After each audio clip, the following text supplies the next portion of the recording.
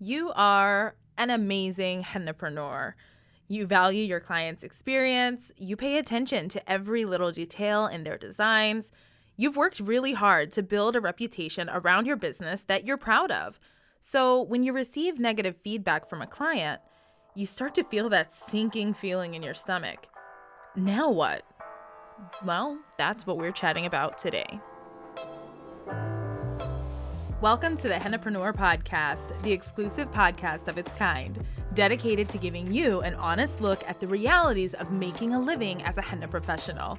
I'm your host, Chelsea Stevenson, a tea-loving, shoe-collecting mother of three in constant search for the most poppin' pair of earrings and the perfect shade of red lipstick. I'm also a professional henna artist and business strategist who went from barely being able to piece together a fluid design to being the owner of the most celebrated henna boutique in my city. I'm on a mission to help henna professionals to harness their skills and grow vibrant, profitable businesses that they absolutely love.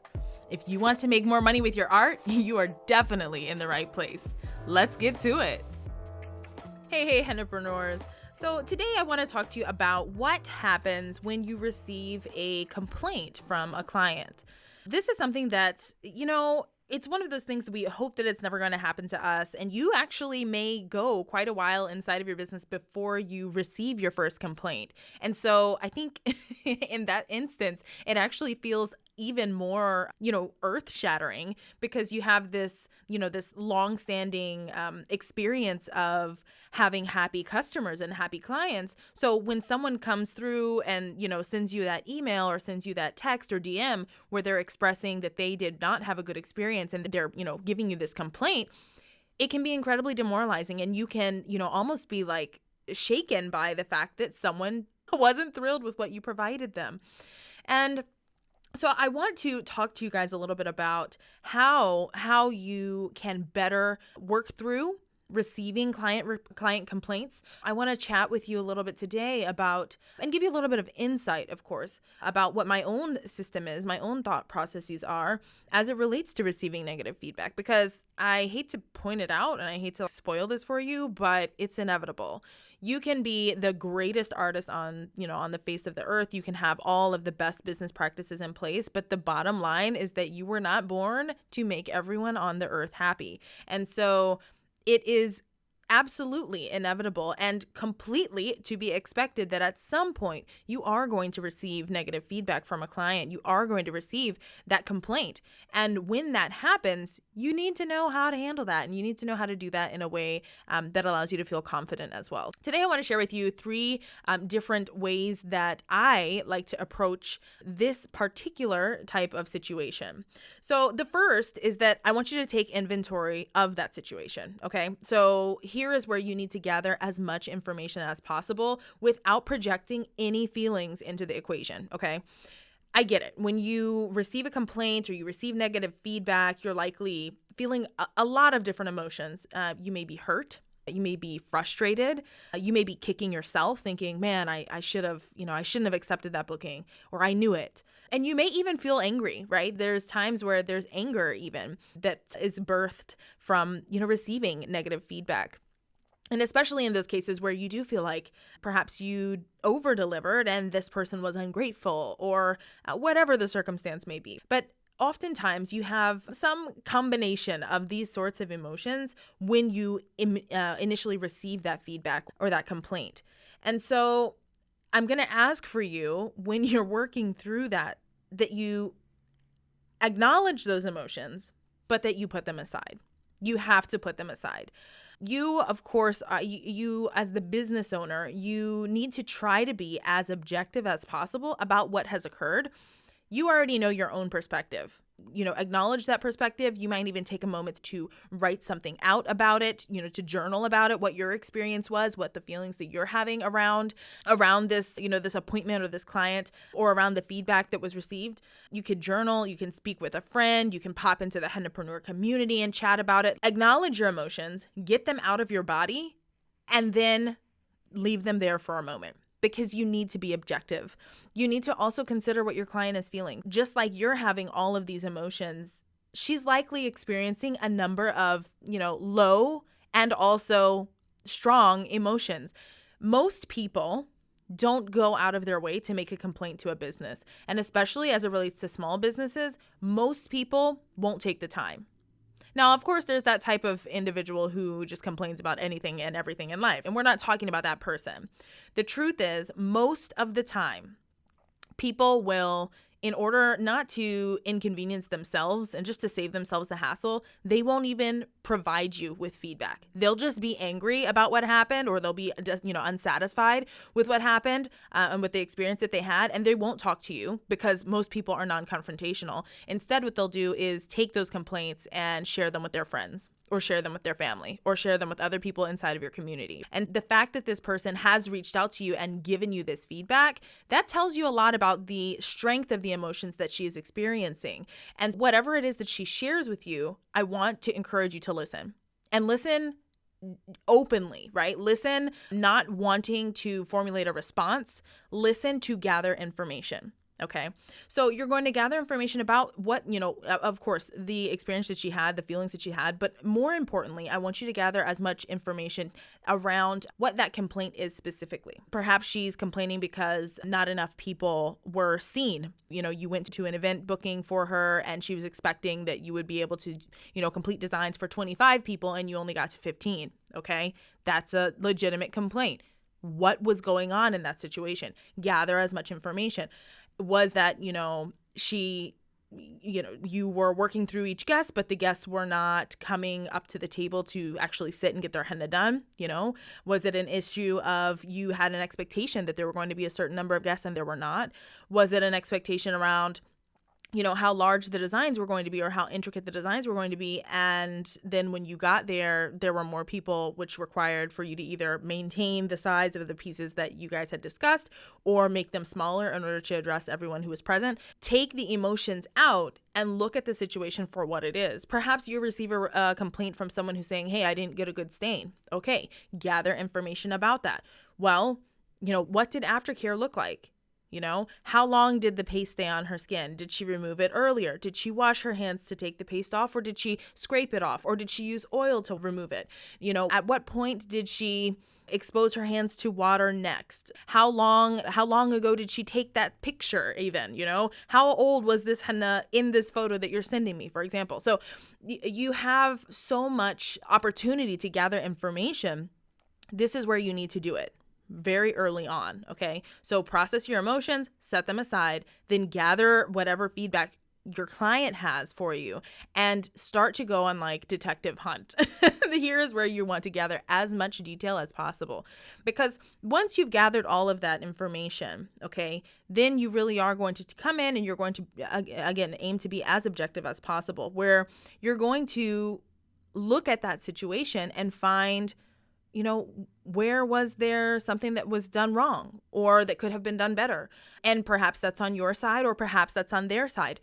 I'm not saying that either, I never, everyone, this is really interesting. And I want to just go ahead and pause and say here, when I hear from my students or when I hear from, clients inside of my programs who are experiencing an issue with one of their clients who's made a complaint, I never make the assumption that my student or client is right. Because there's always the possibility that we as the artists have done something wrong, okay? Just like we know the ins and outs of henna. We know the ins and outs of our processes, but our clients don't, right? So there, of course, is the high likelihood that our clients have not done a thing correctly. But I don't make the assumption that my student or client, that artist, is right. Okay, you want to look and be objective.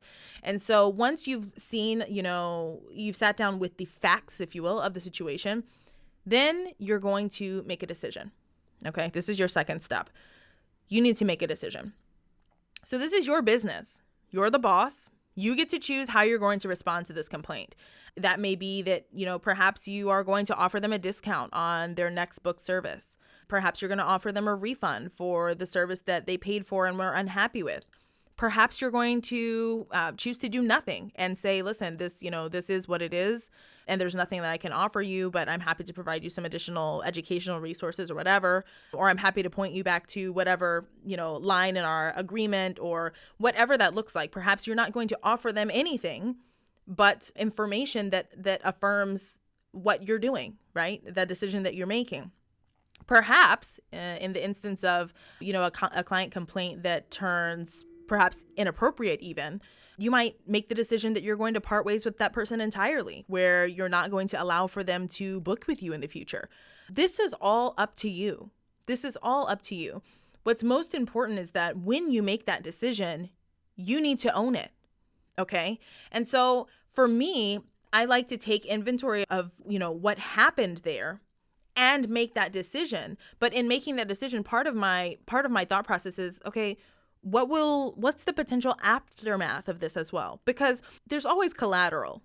Okay? There's always collateral in every situation. There's always nuance. And for me, I like to think about, what does that aftermath look like? Okay? I like to consider, how would I feel if this exchange between me and this unhappy client were screenshot and shared on the internet?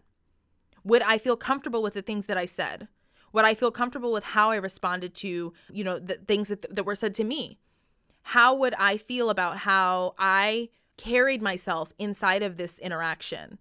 And so that's the lens through which I approach any client exchanges, but especially client exchanges that relate to an unhappy, client or an unsatisfactory experience. So with that in mind, I want you to communicate clearly, over communicate if you must, about the actions that you're going to take and why that course of action is the action that you're choosing, and then stick with it.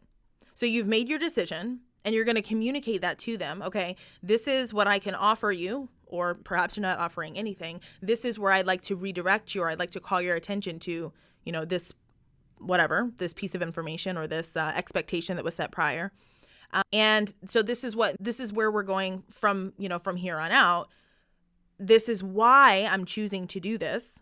This is why I'm offering you that refund. This is why I'm offering you a discount code for future service. This is why you are no longer going to be able to book services with me in the future. Whatever that is, communicate what the decision is and the why behind it, and then stick with it. You have to stick with it. This is your business. Protect it. This is your business. Treat it with respect. This is your business, and you get to choose. But if you're going to command respect from other people around your business, you have to operate with that for yourself as well. The last piece, and this might take you by surprise, I'm going to ask you to do better. Okay? So this is the thing. Receiving negative feedback is always an opportunity to grow. Even in instances where you did everything right, there is still always room for improvement. I mentioned that, most people won't even bring you their complaint because most people don't wish to engage in confrontation. So the fact that this person has given you this feedback is a huge opportunity. Okay? It's highlighting something inside of your system, which perhaps you were unaware of, that, isn't as effective as it could be, or isn't as efficient as it could be, or isn't as user-friendly as it could be. How do I know that? Well, because the complaint exists. So be open and be honest with yourself. How could you better prepare your clients for an experience that is, at minimum, consistent with their expectations? That's the key word, expectations. How might you better educate, inform, or communicate expectations to them? And how might you better communicate your expectations of them as well? Reserve harsh judgment of yourself. Just receive the feedback as a gift. We don't have to be self-loathing because we received a complaint. It's not necessary. This is a gift. And it's a gift that provides insights on how you can better serve those people who visit you later, okay? So take advantage of that. Be honest with yourself, and then implement changes that would reduce the instance or the possibility for something like this, a similar request or a similar complaint like this to be received by you in the future, okay? So these are my tips, if you will, on how you can handle your client complaints, because you will receive them. If you haven't received them up until now, consider yourself very lucky. Understand it's coming. And if you have received complaints already, but perhaps felt a little bit insecure or unsure about how you are handling them, I hope that this provides you with some insight to how you can, in the future, address complaints from a position that feels, a perspective that feels much more empowered and one of more confidence. Okay. So just to have a quick recap, what I'm going to suggest that you do is first, take inventory of the situation, gather as much information as possible, set aside your emotions, and just try to look at the situation objectively. Next, you're going to make a decision.